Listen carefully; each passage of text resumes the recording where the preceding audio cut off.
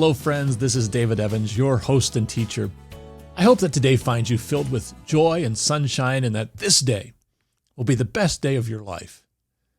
As tax day approaches, I thought it would be appropriate for today's Minute in the Word to be Taxes, Yokes, and Lessons from King Rehoboam. In the year 931 BC, in the land of Israel, a young man named Rehoboam became king over all of the land. He inherited his throne from his father, King Solomon, when he died. The people of Israel approached their new king with a very sincere request. See, they wanted Rehoboam to lower their taxes that King Solomon had put in place.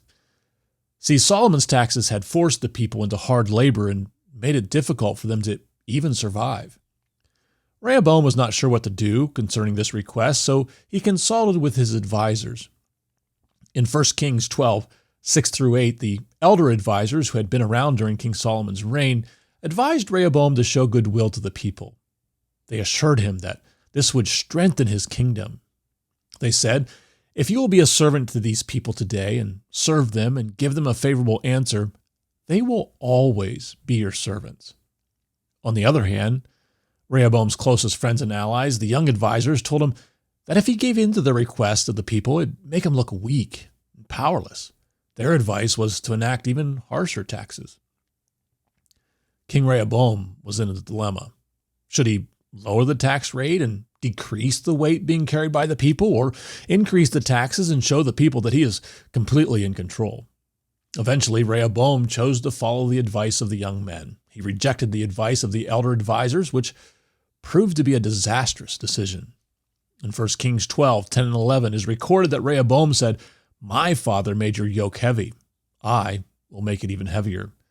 My father scourged you with whips. I will scourge you with scorpions." This choice ultimately split the kingdom, the tribes of Benjamin and Judah in the south, and the northern kingdom with the other 10 tribes of Israel. In looking at Rehoboam's leadership, a few things become very clear. Wise leadership, whether for a king or at your work or home or classroom, must be grounded in love, which means being sensitive to those we are privileged to lead. We must remember to lead with empathy, compassion, and wisdom. The Bible teaches us in 1 Corinthians 16:14, do everything in love, constantly looking to the teachings of Christ for guidance on how to lead as he did, with love and compassion. Jesus showed us that true leadership is not about controlling others for personal gain, but about serving and loving them, and in doing so, showing them the love of God. Philippians 2, 3 through 4 says, "Do nothing out of selfish ambition or vain conceit. Rather, in humility, value others above yourself, not looking to your own interests, but each of you to the interest of others."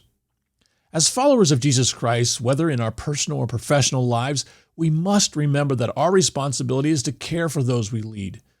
We must act with love, compassion, and empathy towards them, seeking their best interest, even if it means sacrificing our own personal desires and wishes. Let us remember the example of King Rehoboam and seek to lead with love, compassion, and wisdom, following the teachings of Christ. If you are interested in more biblical teachings, please visit beingadisciple.com or join the community at facebook.com/beingadisciple. Thank you for listening to today's Minute in the Word.